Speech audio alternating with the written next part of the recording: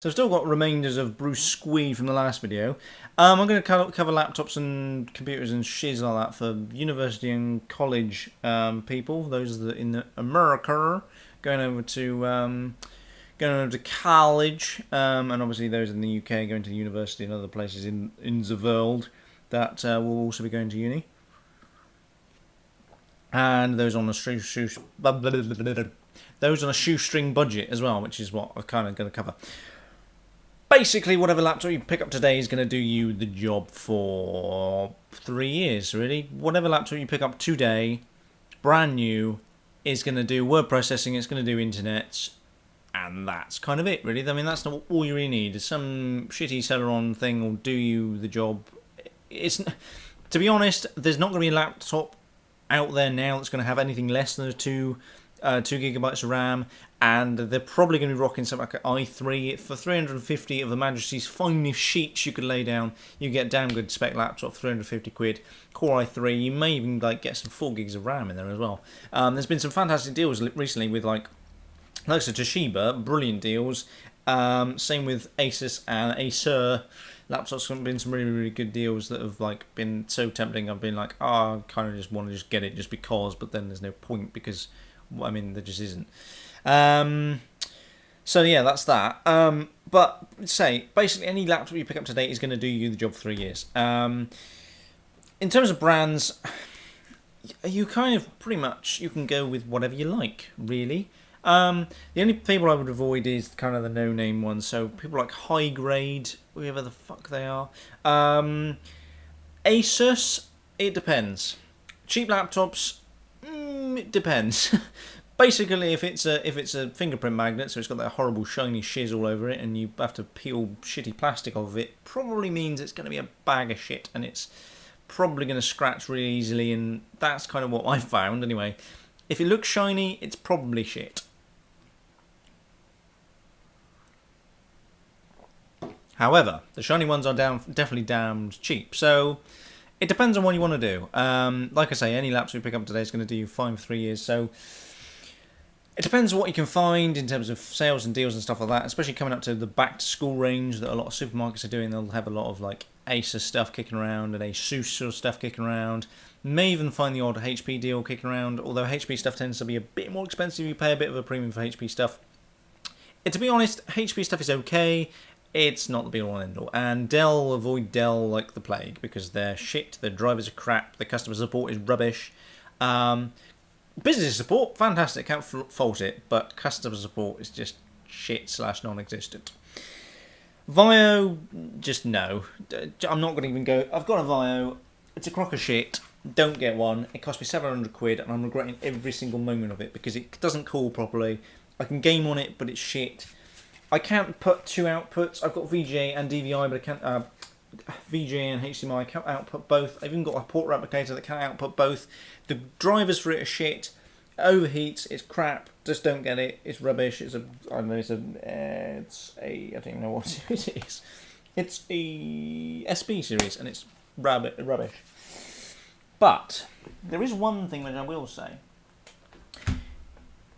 If you really are struggling for money, I would go onto eBay and I would basically just go into the computer section and I would pick up laptops and I would pretty much spec it up so that it's got at least 2 gigs of RAM and something like a Core 2 Duo, Pentium 4, something like that. And try and pick yourself up something like this, which is an Ibm T60. Now this thing, maybe not this, don't pick up this because it's about just under 3 kilograms, 2.9 kilograms. It's not necessarily something you want to be putting in your backpack every day. I mean, you can. Battery life isn't the greatest, but you'll be able to pick up these things for about 100 quid. And these, they will have been used, and they probably will have been abused by businesses and employees, but you get a killer deal, and to be honest, a lot of people do a really good job at refurbing these bad boys. There's some really good HP deals. There's some really good Dell deals as well. Yes, I know I slagged off Dell before, but the Dell Business Line stuff is amazing. IBM ThinkPad stuff, the old ranges, built like a brick shithouse. This thing, this got me through university. I had a shitty Dell thing that I got free when starting university because that's how shit the university was. They had to give you shit to actually go. So I picked this up and it's effing amazing. I love it. It's just brilliant. But it's kind of not, it'll do your internet, it'll do PowerPoint and all that other shiz. The only thing it won't do is it won't do 1080p video very well. I mean, you can push 1080p video through it, but it's not got a HD screen.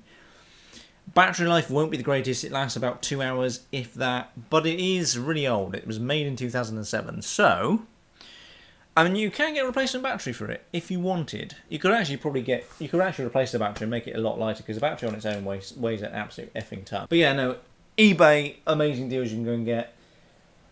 So then, what about desktops? Because a lot of you are saying, well, what about desktops?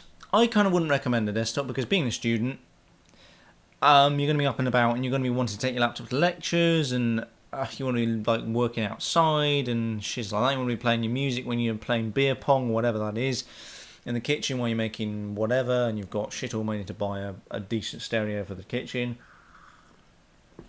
So I would say laptop, unless you really, really want to spec, because with desktops, well, trouble is with desktops now, if they're made by OEM, so if they're made by Dell, they're made by HP, or they're made by whoever, they're not going to be upgradable. People say they're more easily upgradable. Yes, they are, but when they're made by OEMs, they just don't make them upgradable anymore.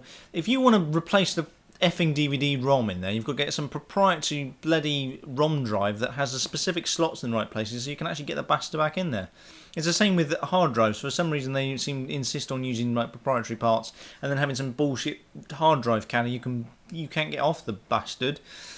And there you go. And you can't add like beefy graphics cards in there because the cases are big enough, and you can't put it in a different case because it's got this custom ATX motherboard that only fits with these specific screw holes.